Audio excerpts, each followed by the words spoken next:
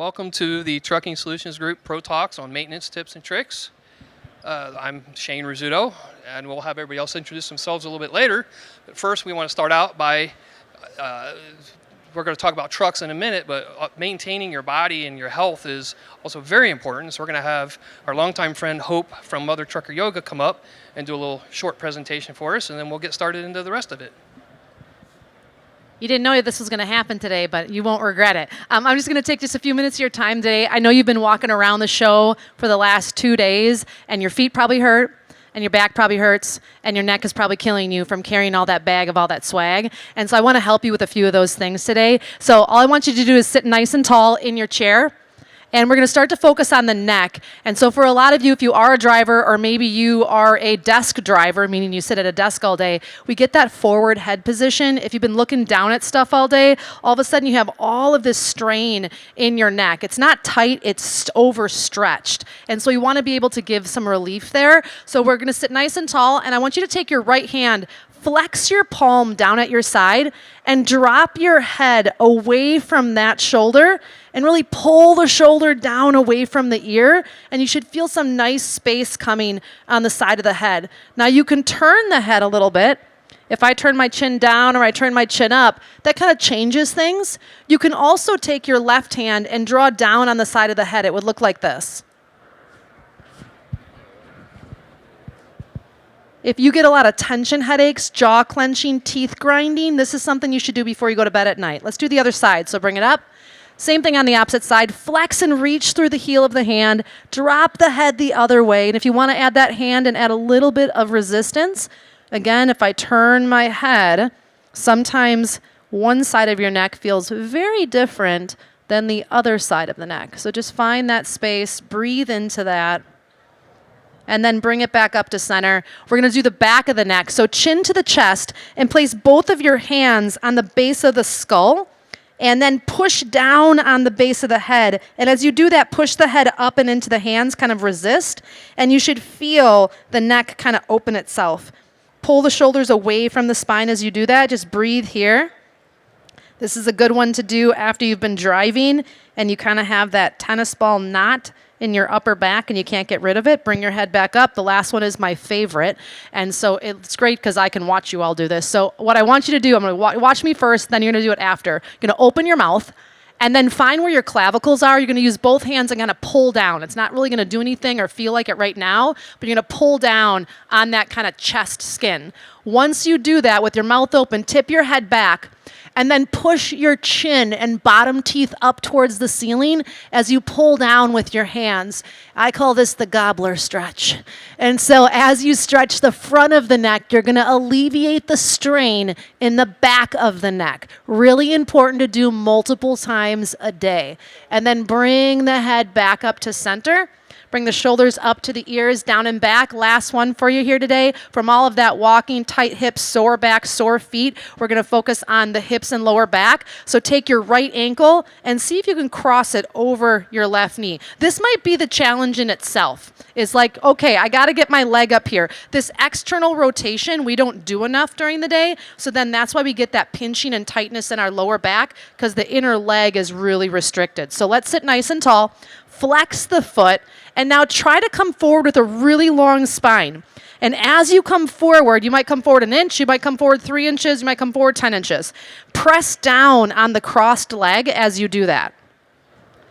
So this is one, again, you want to do throughout the day when you're stopped on your break or you're stopped for the night. This is going to help you get rid of some of that pesky lower back ache.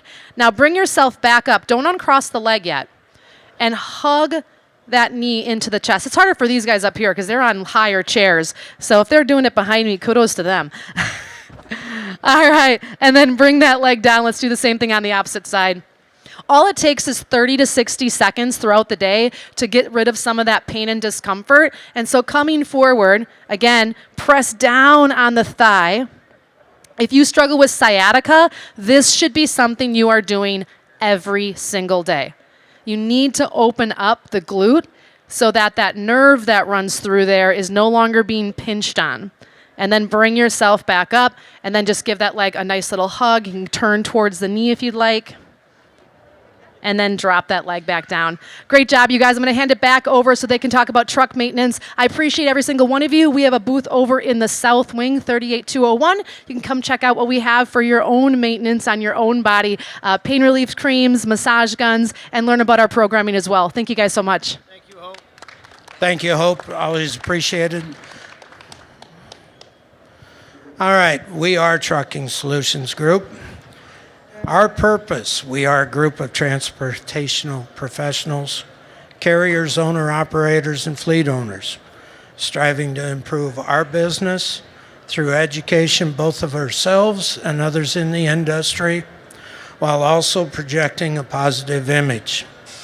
We fulfill this goal by acting as a professional focus group for some in the industry, beta testing some products and services, and discerning the potential impacts of proposed rules and regulations. How many years combined, gentlemen? Too many. Probably, the question was how many combined years. Several years ago I did it for the entire group, and it was around 175. Thank you.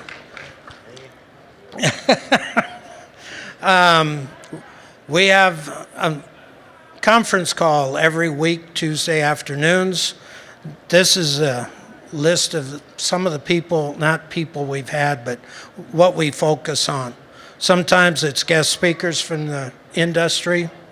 General topics, we might have somebody come in, and if we don't have a special guest, what we call is witty banter. And somebody might have a problem, and we'll present it to the group. I know several years ago, one of them was, I have an air leak at 35 miles an hour and above, but when I stop, I can't find it. Well, it turns out that on this particular truck, one line went to the rear ends and it came unplugged, but it only sends air pressure 35 miles an hour and above. Once he knew to look for the purple line, yep, there was one connection broken, plugged it back in, problem solved. But it was during a witty banter session, we figured that out. Just somebody else had the experience. This is a list of all the guest speakers we've had over a couple years. If you've seen it highlighted in green, we know they have a presence here at Mid-America Truck Show. If you have questions about any of our people, feel free to ask. This is going to be an interactive session, hopefully. We want you to ask questions. Now, we're going to go through the list of people. These slides are just going to rotate through. The one person that's not going to come up is the gentleman to my right. And this is Todd Dills. He is the chief editor with Overdrive Magazine. And he sat right there in one of our talks last year and ended up doing a vlog on the whole thing, or a blog, and we greatly appreciate it. Prior, we had Bob Bailey, and Bob's retiring, so we reached out to Todd, and he graciously said yes. So Todd, give us a little more about what you do for the industry. Well, thank you, Joel. I'm really honored to be up here. I'm editor of Overdrive Magazine, and but have known about this group since basically its founding. I met one of the founding members, the man sitting in the center over there, Henry Albert, at this show in 2007 when I was about 8 months into trucking industry generally, and always been a fount of knowledge about the business, and it's only continued in the 20 years since. So, and Henry basically founded this group with a few others, and it's grown over the years, and members have come throughout the years, and always appreciative, honored to be up here really. And anything, if you ever want to check out anything about Overdrive, if you don't know where to find it, it's overdriveonline.com. And did want to note that we're here at Matt's. We cover the show. We get around, do lots of interviews, and do things like this. But we also have our Trucker of the Year. at the show this year, and his name is John Penn. He's an owner-operator from Orleans, Indiana. Has his own authority. Excellent business person. Very much of a piece with the gentlemen that are on the stage today with me. And he's in the audience. John, stand up for us. Raise your hand or something. Well deserved on the award, and I just wanted to make note of that. And yeah, pepper us with questions. Anyway, pepper him with questions after this is over with. He runs in a Cascadia. It's getting about it's getting upward of 10 miles per gallon. He's done a lot to the truck to get it there. So anyway, back to you, Joel. All right, thank you. And our goal today, Todd's going to keep us talking. What we really want is when we get to the topic side, or if you have any questions at all, just raise your hand. We've got Michelle back here ready to send the microphone over to you so we can hear what you're asking. And we want it to be interactive between all of us. So what we have up there right now is maintenance tips and tricks, scheduled but overlooked, record keeping, what you should do and may not think of, and body and soul. And of course, we started with Hope and body and soul. Hope is probably our most frequent guest on our conference calls. In fact, we try to get her on at least once a quarter, and it's been really good. And also, it's not listed, but we talked about maintenance of your checkbook, i.e., tips and tricks on how to carry more money to the bank and not feed the truck. So if anybody's got a starting question, that's great. If not, Todd's going to force us. Yeah, so on these, take a look at some of these four categories. You know, the first one on the left-hand side is, you know, these are things that are these things are in the owner's manual, right? They've got an interval associated with them, but pretty commonly overlooked, I think, in you guys' experience. In that the DEF filter, for instance, it's not a thing that needs to be changed very, very often. But heck, what is the interval that you're doing? And in any of these cases, when it makes sense to tell us what your truck is, because I mean it's going to vary. It probably varies between models and emission systems. Can you hear? Is this work? Okay, it's working. All right. So I have a 2022 Volvo. The prescribed interval for that from Volvo, I believe, is 150,000 miles or once a year. And it's a simple filter. It's at the bottom of your DEF tank. It's in line after the pump. So it's easy to change, and they're cheap. But a lot of people overlook them. Next thing you know, you're getting a light on your thing for, you know, whatever your DEF problem is, and you're going into the dealer trying to figure out what it is, and they just change the filter out. So it saves you a bunch of money. You know, we're $150, $175 an hour for labor, plus whatever they're going to charge you to diagnose the truck. Super simple. And there's also one in the filler neck on the tank. You just take that out. You got it. There's a special tool for it, but most of the time you pull it out with a needle nose pliers and you just rinse it out with hot water, and it dissolves the crusty DEF and whatnot that's in there. And it's just very easy to preventative thing that a lot of people overlook. Some people don't even know that it's even in there. So something easy to overlook. Yeah. Anybody else? Ben? We have a question over here. It's not on, hon. Michelle, it's not on. You're good now. It's on. He's got it back in the back. Is that on all trucks? Yes, it's on every DEF or any DEF truck that's got a DEF tank on it's got a filter in it. Yeah, I learned something today because I've had DEF trucks. Yeah. And another thing 7 or 8 years and I didn't know they had it. Yep, they got a DEF, and sometimes they come out, they're black. They're pretty nasty because sometimes you just get garbage DEF out of the pump just like you get garbage fuel.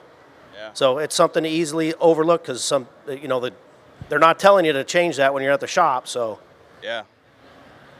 I got another question, not concerning DEF. When I ordered my new truck, didn't think about telling them to put grease fittings on a drive line. so it doesn't have any way to grease the driveline on it.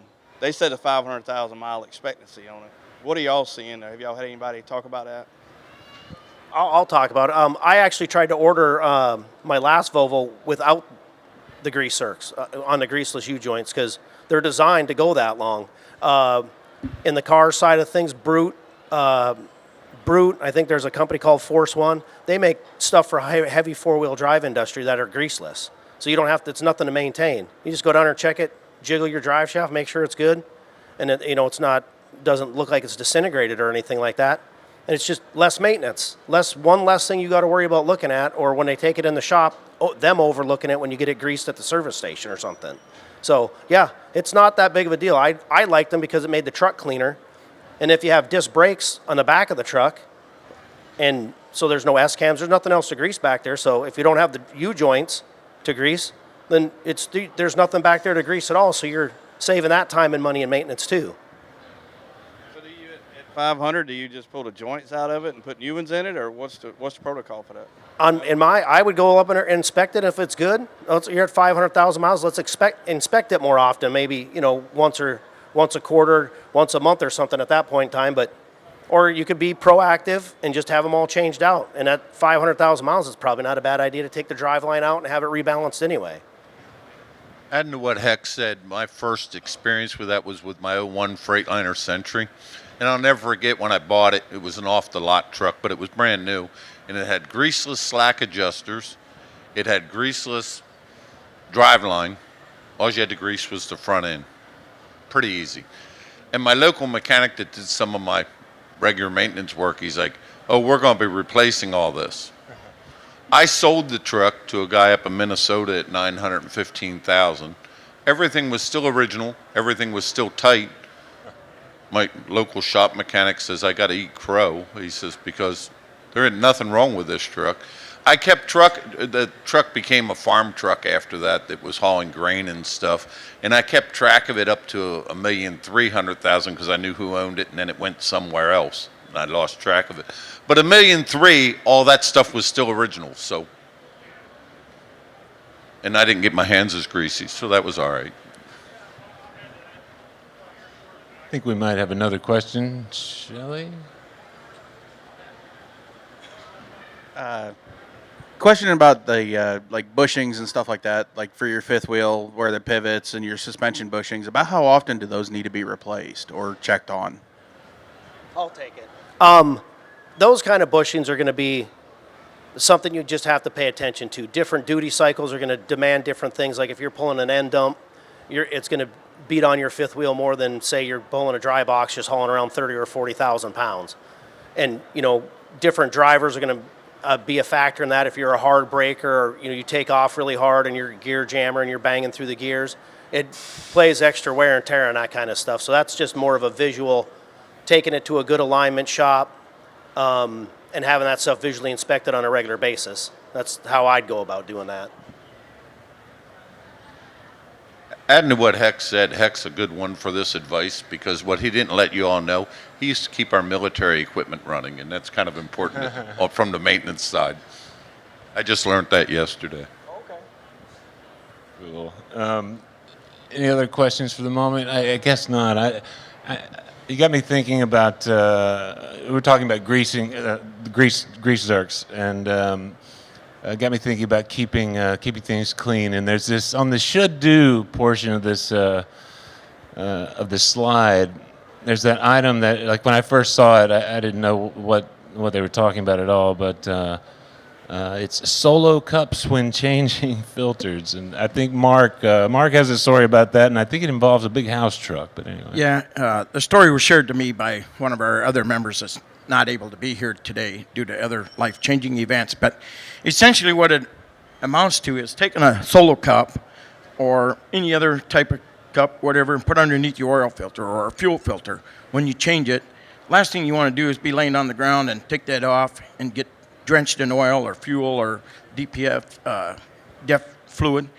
Put that solo cup under there and it catches the residual as you loosen the filter and remove it. So you don't have to go buy bags of oil dry and so forth. You may still spill, hopefully you don't, but That's the idea behind that, is just to have less mess. And there also is, there's a couple companies out there now that actually make something very similar to that red Solo Cup type of thing, and it's got a little pour spout on it, and you just jam on the filters, and they come in a couple different sizes. I don't remember the name of the company, but I know there's a couple out there now. And the red Solo Cup could be recycled from the evening before. Absolutely. I got a question. Do you guys use any software to keep the records of the trucks and trailers? Because sometimes my one trailer sit for a little bit while I'm always operating these other 3 trailers.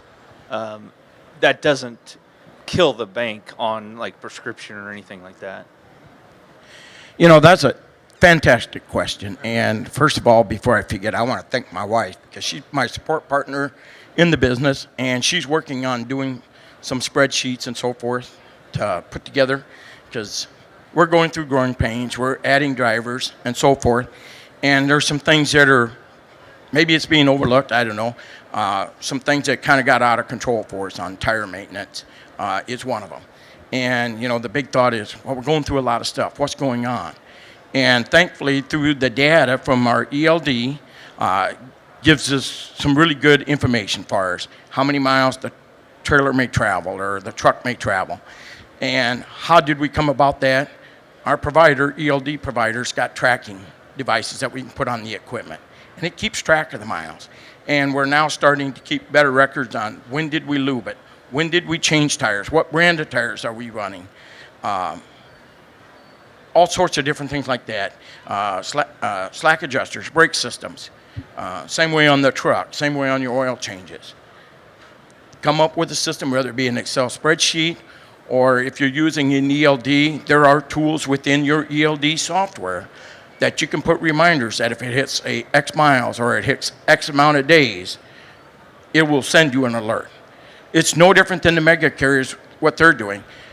They're doing the same thing we are, but just on a different level, different scale of, for instance, they'll send you a reminder, your DOT physical is due.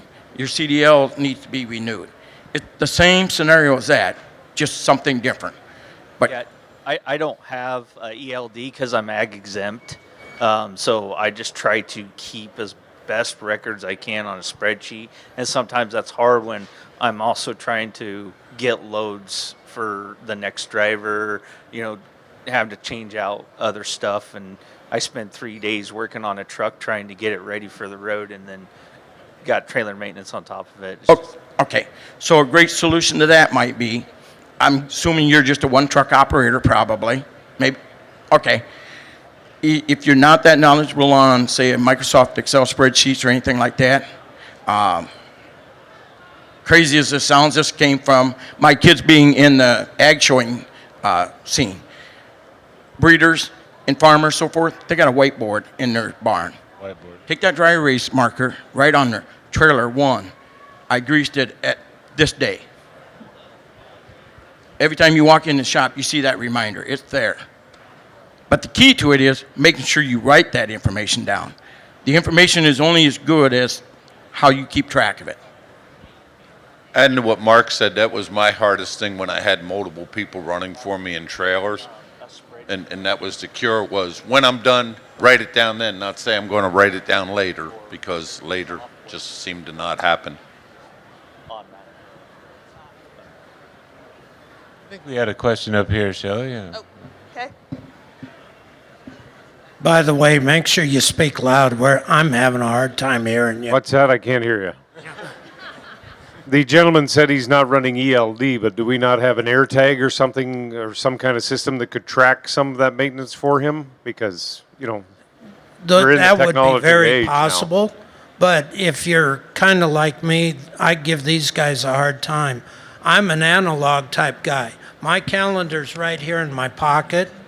So, and the whiteboard or a butcher paper in my shop is a great reminder. Notes on the calendar, but you got to go back and look unless there's a 90-day, forward it and write on the calendar. This is what I need to do.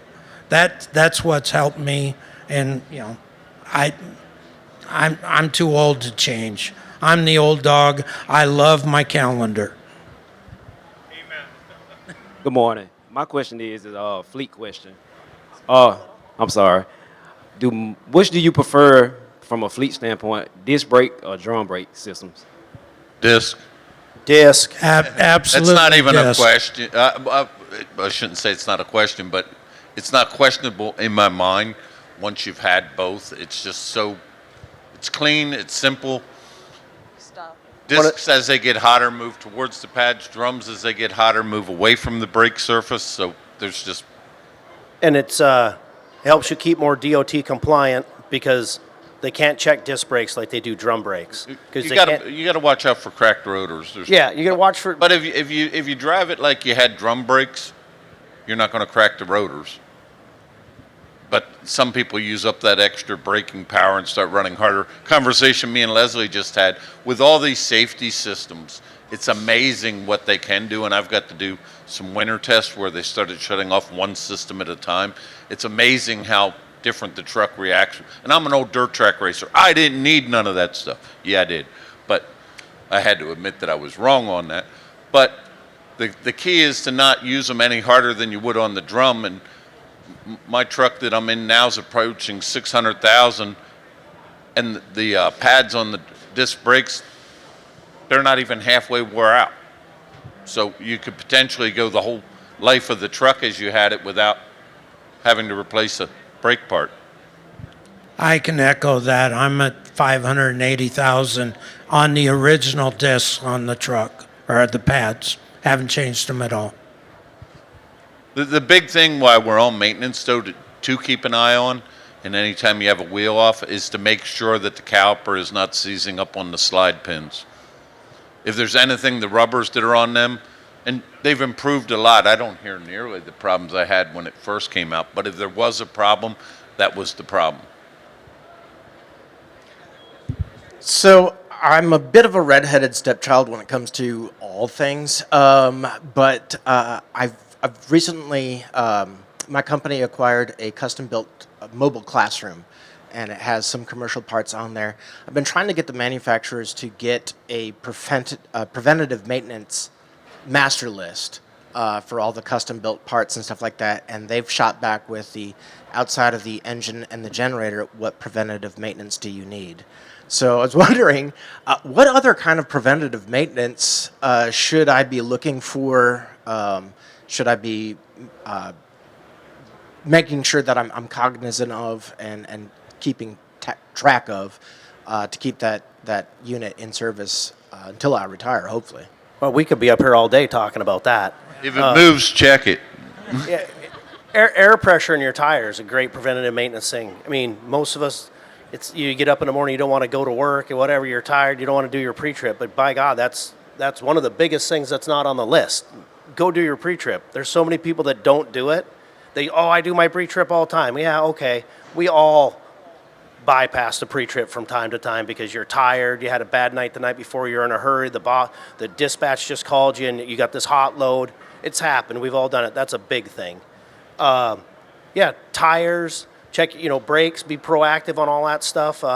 Just almost everything. Like Henry said, anything that moves, any part of your truck that you can replace, you just be looking at it all the time and be thinking forward like, oh, hey, I'm at the end of this quarter, I'm at the end of that, I got this much miles on this. Be thinking about the next purchase and be like, oh, like I got a generator. I just ordered 10 filter kits for my generator for my truck because they were on sale. I might not ever use them in a lifetime of the actual truck, but I'll probably have the exact same generator on the next truck. Adding to what Heck was saying on that, on tires, if your truck doesn't have a factory TPMS system, tire pressure monitoring system, tire pressure monitoring systems are cheap, tires and fuel are expensive. I have one that checks my truck and trailer, and one of the things I automatically do when I'm getting up and I'm getting dressed in the morning, it's up on the dash. I at least know before I even begin my pre-trip that they're all holding air, everything's good. And even during the day, you could be the person, I haven't found this person, by the way, but you could be the person that got out and checked every tire with a gauge every morning or every start of a shift, right? You can drive over a nail pulling out of the parking lot. which is actually what happened to me that made me get a TPMS system. 30 miles down the road after getting up in the morning and looking everything over, I lost a tire. So tire pressure, to me, having a tire pressure monitoring system is just like having mirrors on the truck. And they had, with what I do with Freightliner, they took the one truck in and I had a rental and I didn't have it. I felt like you took my mirrors from me. You know, piece of road debris that, well, it was hit a car or hit the debris. Well, obviously you make a choice there, right? It's so nice when you have a monitoring system that you don't see a tire going down. Just on my way to Louisville, coming out north of Baltimore, off of the Beltway there, all of a sudden my tire alarm went off. And thanks to somebody not picking up a bolt seal at the shipper, I had a bolt and it was leaking. The monitor went off. I pulled over to the side. I carry a plug kit. I was able to fix it till I got to a tire repair shop and not have to have a road call and get off the road safely. So tire monitors, to me, as far as helping you with your maintenance and your day, that's just such a great investment. And yeah, and not very expensive anymore, right? I mean, a monitoring system. Not compared to tires. Yeah, or fuel. Yeah. I just bought It's usually about $300, and it comes with 6 sensors. The one that I get. I just bought one from Road Tech over here from Techno RV, and it was $618 for the 8 sensors and the system and the repeater and the whole bit. They're running a sale over there. We're not promoting them or anything. I'm just throwing it out there. I just bought one from them because I've had multiple, and Shane bought one earlier too. It's the cost of one tire for the monitoring system, and you save one tire. That's it. And every year, every day, you're paying yourself back on that. Less than that if you'd needed road service. Absolutely. I was going And to that's say, not counting mud flaps, airbags, or whatever the tire tore up when it came off. I just had a road service call because I was doing a beta test. It ended. I forgot to get a new TPMS system.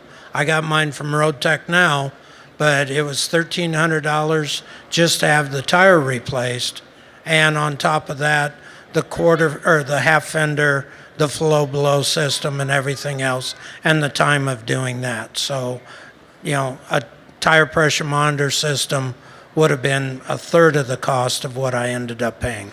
So it's a return on investment kind of thing.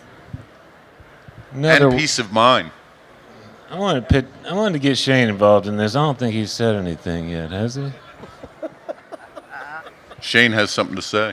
Well, this is another thing that came as sort of news to me. This is one that I'm learning. I'm learning from these guys like constantly. Like this conversation right here. Like it's great. But lubricating locks. What are we talking about? Again. So we haul enclosed car haulers. So we have more doors on our trailers than normal, and so locks, they just get corroded and you can't use them. So we have multiple doors. So I use a product called Fluid Film. It's a fantastic product. I spray the lock where the key goes in. I spray down into the mechanism. It prevents it from rusting and keeps the water away. Fluid Film is great for that. Makes a big mess, so you got to wipe it up with a rag so you don't get it all over the side of your trailer, but keeps that lock really lubricated up. And how often? I mean, the Fluid Film lasts, how long would you say, Heck? Oh, probably two months, easy. Yeah. Yeah. But every few months. Yeah, you don't lubricate your locks. Now you got downtime because now you got to cut the thing off of it to get your cargo out of the trailer. It's a simple thing, but it's going to save you time and money. While we're on lubricating things that move easy and locks, it made me think of it, and I had to get the mic from Shane because he'd talk to you all day. But motorcycle chain wax. That has been one of the best things I've discovered, and I discovered it by accident. I put it on my trailer ball that I pull my motorcycles with because I had nothing to lubricate it with.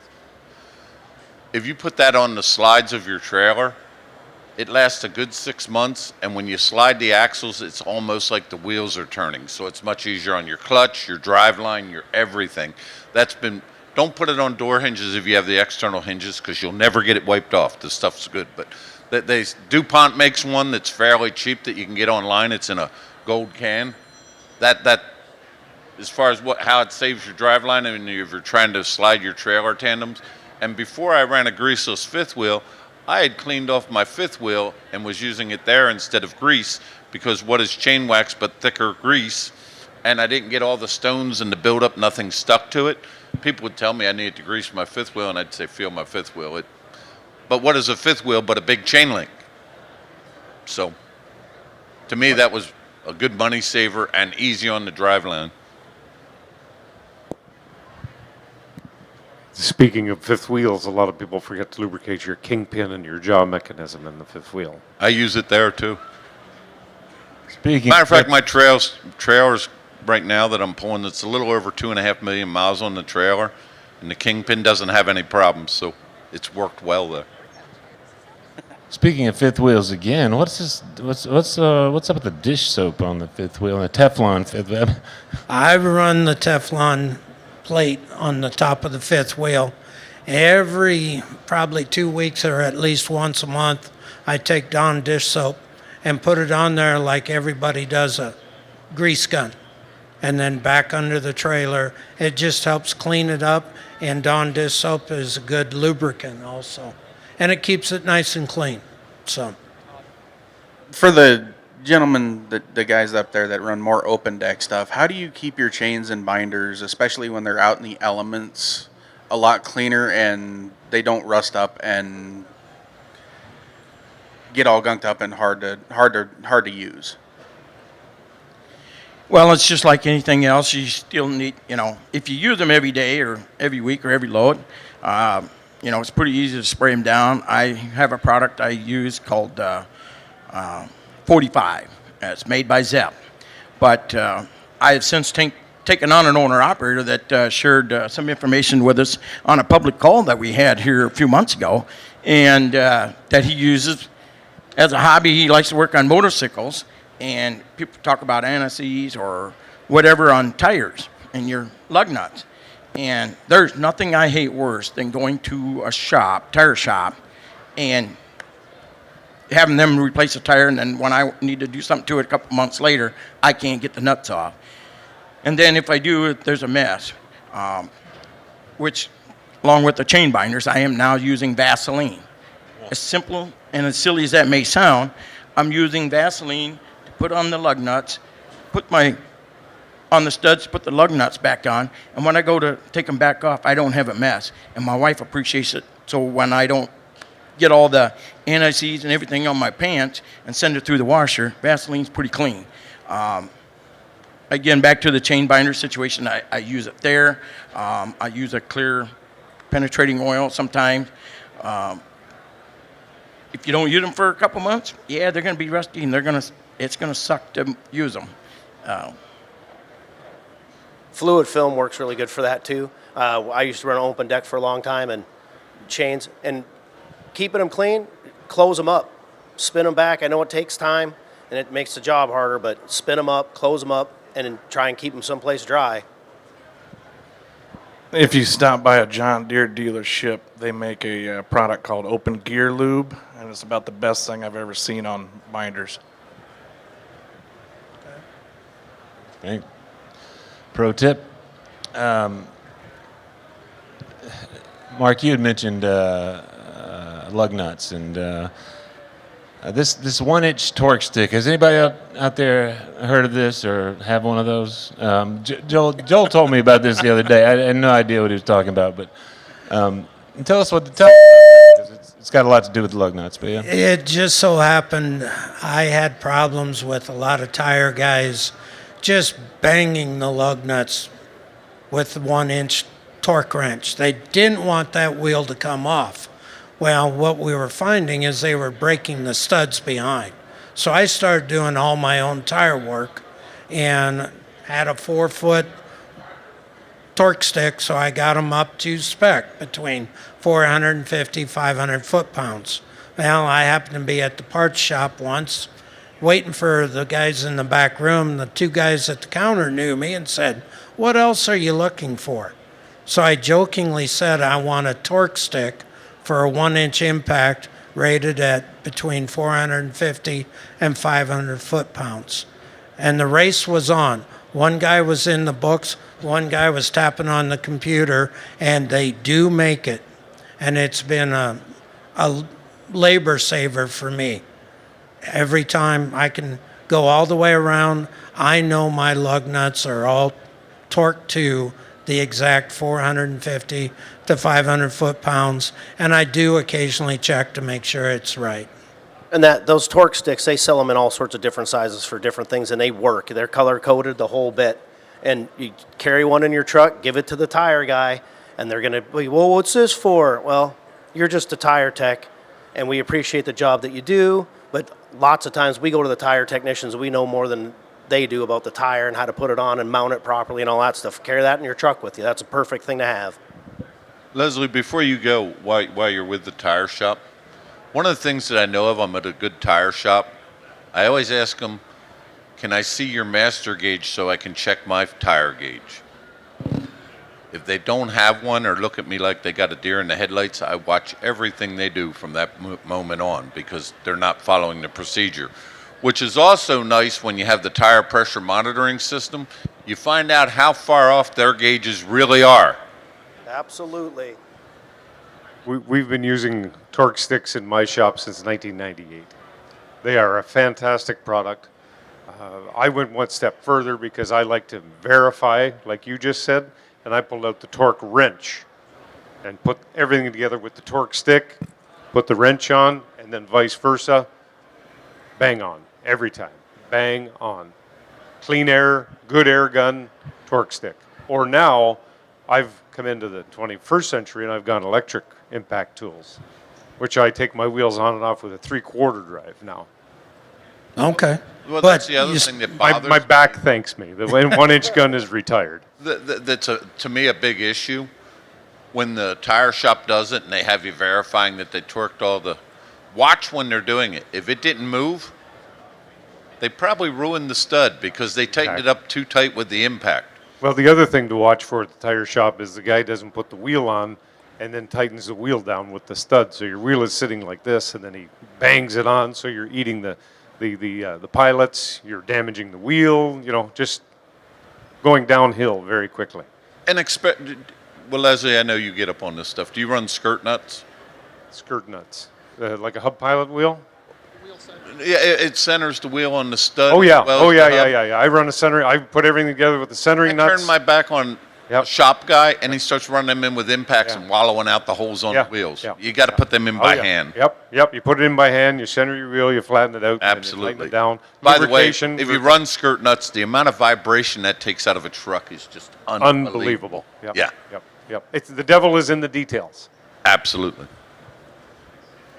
Unless they run in with an impact and wallow out the hole, which defeats the purpose. Hello. Is there a life expectancy on the torque sticks or a calibration life expectancy on those?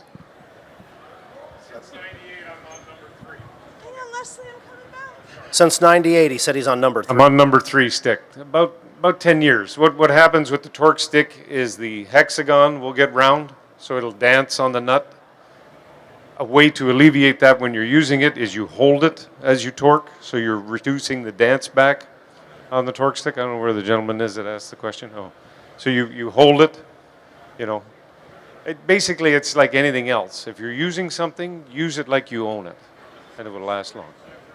Yeah, that's why I hold it, so it doesn't bounce. And see, on mine, it's pretty much just my use. Mine's still good, and I've had it 18 years.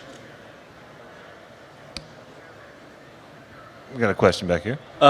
You guys use the balance beads in the wheels, or do you use like the liquid, go I got flat this or one. whatever? And does it affect the tire inflate system that you have, or if you use it? I prefer liquid tire balancing, and it does not. If you get the internal tire pressure sensors, I have them mounted right to the rim. It does not affect those. It's basically antifreeze, the liquid tire balancer, and it doesn't affect the valve stem one either. If you use the, back in the day, it used to be equal to sand.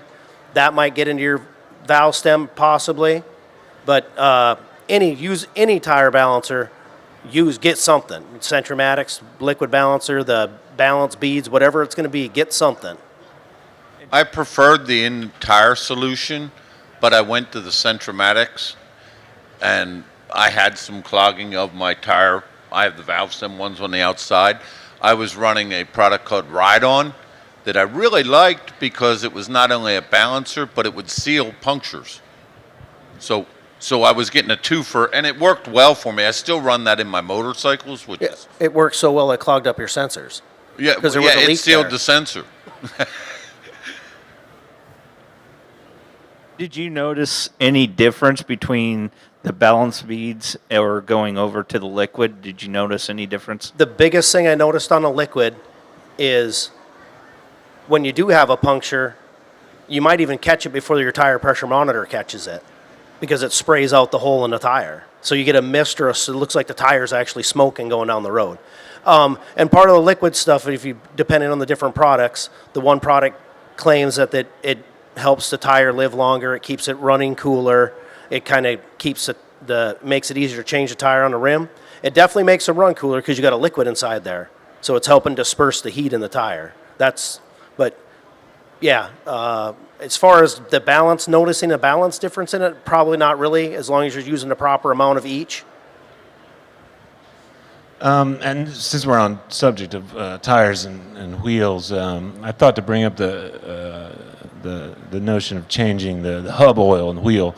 Of course, not all wheels have oil, but I think Joel.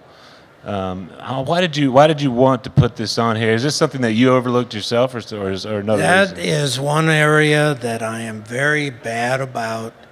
We should go over and pull the caps off oil bath hubs for two reasons. Number one, check the oil level. We don't look on the backside to see if the seal's blown out. The other one is there's supposed to be a very small hole in the center of that rubber cap. If it's not there, it doesn't release the pressure from the heat buildup, and it's going to go somewhere. If it's not going out that little hole, it's pushing out the wheel seal.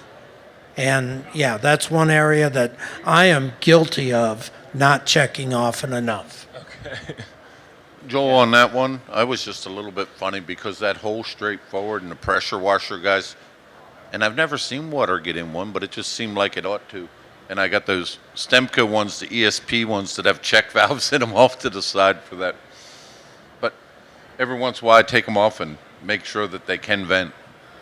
And you should be checking that stuff because it's oil. It does get dirty and contamination or grease, and something to be checking because you should be checking it. But if you're changing it, you're keeping it clean. You might find another product out there that's going to help you with the rolling resistance and that kind of thing, and coefficient drag. So it might help you in your fuel economy because if you're running low on that stuff's getting extra hot where it shouldn't be, and it's going to cost you money and time. Yeah, definitely. Shane, why are we changing and cleaning cabin filters, and how often do we do that? More often than I do. Okay. Again, too often overlooked. Yeah, very What's the often story there? overlooked. It's just be pulling the air from the outside, so all those allergens are getting caught in the cabin air filter. So it needs to be changed. It gets dirty. Your airflow through the venting system gets diminished and it starts freezing up. That's how I know that I needed to change it. I haven't changed that in a while. So yeah, it's just one of those overlooked things. Some trucks are easier to get to. Mine is actually super easy, so I shouldn't be not checking it. But other ones are a little harder. Any questions out there at the moment? No. Two back there. This is one that we got one. Yeah, we got two back there. Do y'all have any maintenance tips and tricks for wood-bedded, like flatbeds and trucks? Oh, well, any flatbed type stuff, tips and tricks for just most guys that are running flatbeds. That equipment gets really abused. You should be crawling underneath that truck looking for cracks, stress cracks, stuff in the frame, bolts missing, stuff that's loose, like a what flatbed company is it's got the rivets in the chassis? Is it Rittenauer? Rittenauer. Yeah, they're rivets. You should be looking all over that kind of stuff for that good preventive maintenance because you get something that's out of a line, you're going to start eating tires up, you're going to have an alignment issue, and then the DOT is going to be on you. They catch cracks that you're not looking for because they're under there looking for that stuff. I think, one thing in the flatbed industry that gets overlooked, and I'll admit I've been guilty of it over the years as myself, is obviously you're using change. Check your change periodically for rub marks and wear, because it doesn't matter if you got a grade 70, grade 80, grade chain, whatever it is you got, but I can tell you that over time they wear in the links. And the last thing you want is be hauling a $500,000 machine down the road and all of a sudden the chain breaks and so forth. So that's one area I know that gets overlooked. The next area is cargo straps. The rule of thumb on a cargo strap, whether it's 1 inch, 2 inch, 3 inch, 4 inch, whatever it is you're using, if you have a tear, it can't be more than 25% of the width of the strap. So if you got a 4 inch strap, it can't be more than an inch, 2 inch, more than a half inch. But it's amazing how often that can happen and it be overlooked. For instance, our fleet, we got a dedicated customer.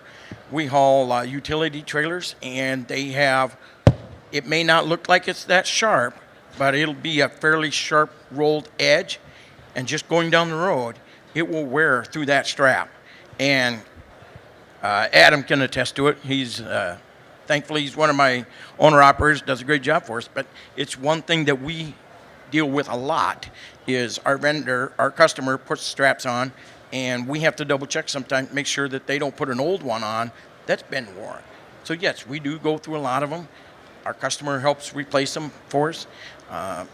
The other thing that I see guys do, and it's one of my pet peeves, honestly, is guys will roll up their straps and hang the hook on the rub rail and go down the road. May not use that strap for 2 weeks or a month, and you might, for me, I'm in the northern part of the country. You get up in the ice and rain and snow, and there is nothing that sucks than dealing with an old, muddy, cruddy strap. So those are the things that I look for. But some of the other things that can get overlooked, and I'm starting to see it in some of my equipment because it is getting older, is the nailing strips. How often do you look at the nailing strip and all of a sudden you start to see the deck screws are working out? You might have an 8-foot section of nailing strip, or you might have a 20-foot of nailing strip. But that is one, I'll admit, I've overlooked it over the years, but I'm starting to see some of that.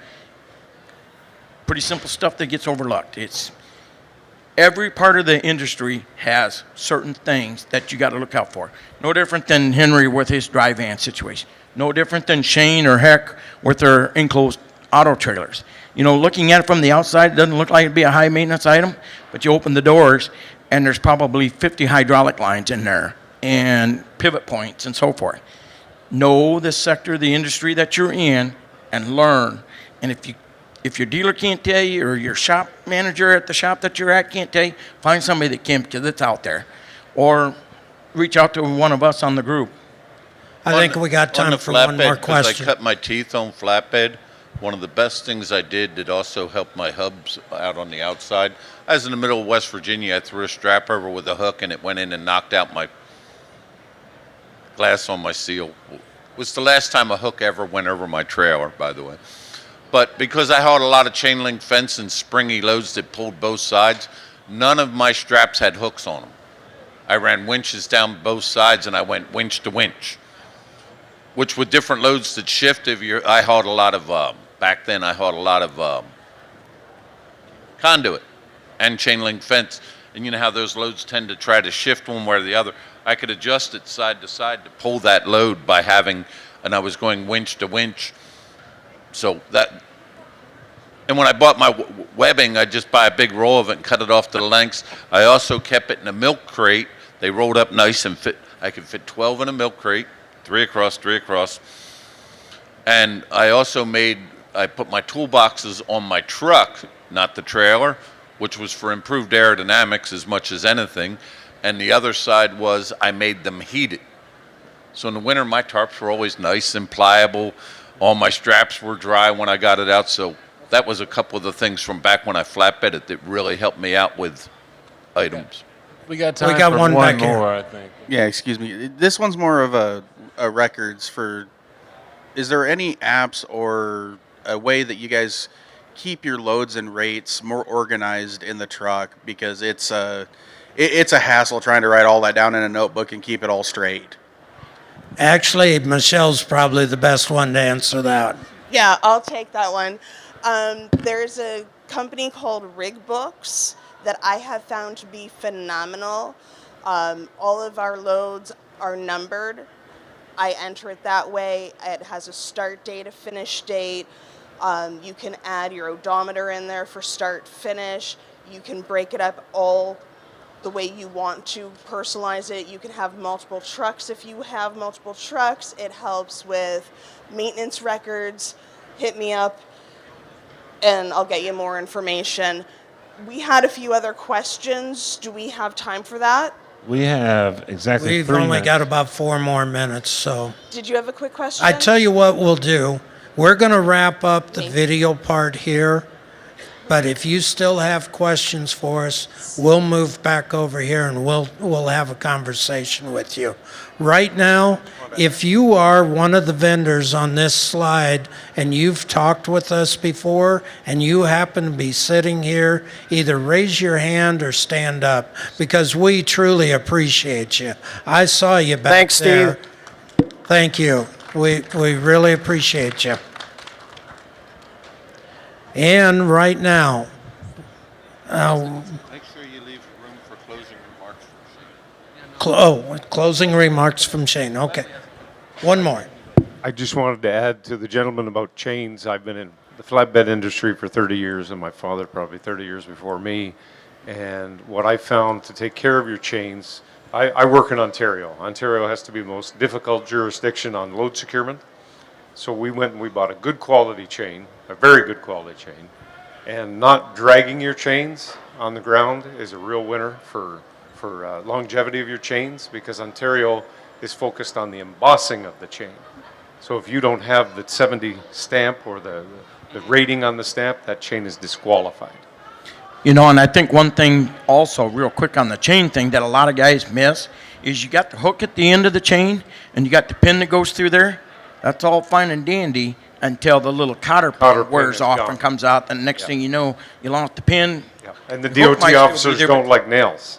Right. You have to have the proper attachment. And then to add to that as well, a lot of people don't know that in the law book, the chain is rated how it's hooked to the trailer. And bent links are a big issue too. Yes, and 2-minute warning. here's a thing I'm going to touch on that real quick. Just take hopefully about 30 seconds. Is a lot of people get wrapped up into, I need a big chain, I need a big strap, I need this and I need that to be able to secure the load. The number one failure in the rub rail on a flatbed is you're over tightening, you're over torquing. The rub rails on probably 95% of the flatbed step decks out here are about 5,200 pounds. Some say that they're not rated. That is correct. That part is correct also, because I've got a trailer in my fleet, and they were asking me how I was doing some of my stuff, and they're like, hey, you could do it differently if you take and put the hook underneath and catch the winch track, because it's actually stronger than what the rub rail is rated for. So if somebody does try to over torque something, you're covered. But again, know what you're working with. That said the rub rails are not rated. All right. Thank you very much. You guys have been great. We enjoyed the participation. Hopefully we helped you out. If you want to get a hold of the group, take a picture of our QR code. That is real. Barney the dinosaur comes from one of our members who bought a purple truck, and we just happened to make fun of him, not mentioning Mark's name at all. No, not at all, thanks. But, you know, those of you that had questions or solutions as well, we appreciate that, because we also learn from your input and your feedback. So that's why we're called Trucking Solutions Group. We're out here to help each other. The last thing is we will go back over here. We'll meet and greet, not because we're celebrities or anything like that, but if you have more questions, come ask, talk to us. That's part of our purpose. The other thing, if you want to join the group, right now we're in a recruiting mode. We need a couple more members. If you're interested, come talk to us. After that, thanks everyone. We greatly appreciate you coming and talking with us.